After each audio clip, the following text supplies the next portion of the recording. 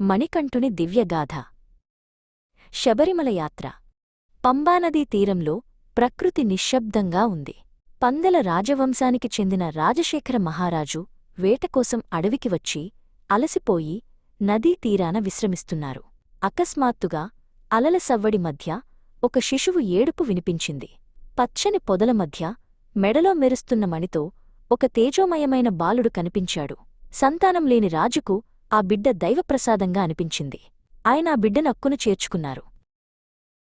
రాజభవనంలో పండుగ వాతావరణం నెలకొంది. రాజశేఖర మహారాజు ఆ శిశువును మణిధారి కాబట్టి మణికంఠుడు అని పిలిచారు. మహారాణి మణిఫాలిక ఆ బిడ్డను చూసి పరవశించిపోయింది. రాజదంపతులు తమ సొంత బిడ్డలాగే మణికంఠుణ్ణి పెంచుకోసాగారు. కొద్ది కాలానికే మహారాణికి కూడా ఒక కుమారుడు జన్మించాడు. రాజభవనం నవ్వులతో నిండిపోయింది. కాని తెరవెనుక అసూయ మొలకెత్తుతోంది. మణికంఠుడు పెరిగి పెద్దవాడయ్యాడు. ఆయన కేవలం యుద్ధ విద్యల్లోనే కాకుండా వేదశాస్త్రాల్లో కూడా అద్భుతమైన ప్రతిభను కనబరిచేవాడు.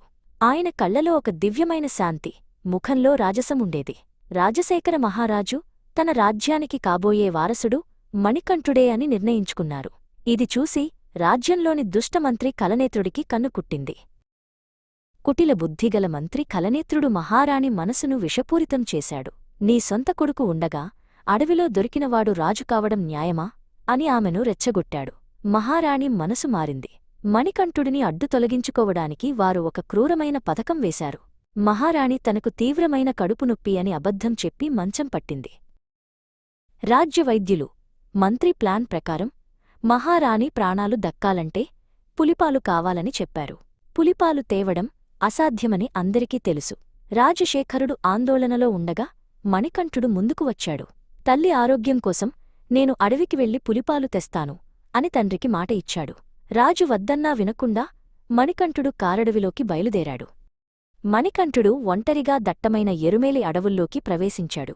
అది కేవలం పులిపాలు తేవడానికి మాత్రమే కాదు, లోకకంటకురాలైన మహిషి అనే రాక్షసిని అంతం చేయడానికి జరిగిన దివ్య సంకల్పం. అడవిలోని జంతువులన్నీ ఆయనను చూసి భయపడకుండా ఆయన దివ్యత్వానికి తలవంచి నమస్కరించాయి. ఆయన చేతిలో విల్లు, వెన్నున అమ్ముల పొద మెరుస్తున్నాయి. అడవి మధ్యలో మహిషి ఎదురైంది. ఆమె దేవతలను, మునులను పీడిస్తున్న క్రూరమైన రాక్షసి. మణికంఠుడు ఆమెను ఎదిరించాడు. భీకరమైన యుద్ధం జరిగింది. మణికంఠుడు తన దివ్యశక్తులతో మహిషిని సంహరించాడు. ఆమె మరణంతో అడవిలో శాంతి నెలకొంది. ఆ క్షణంలో మణికంఠుని నిజరూపం ఒక తేజోమయమైన దైవంలా ఆవిష్కృతమైంది. మహిషి సంహారం తర్వాత సాక్షాత్తు దేవేంద్రుడు పులిరూపం దాల్చాడు. మణికంఠుడు ఆ పులిపై ఎక్కి రాజభవనం వైపు ప్రయాణమయ్యాడు. ఆయన వెంట వందలాది పులులు అనుసరించాయి.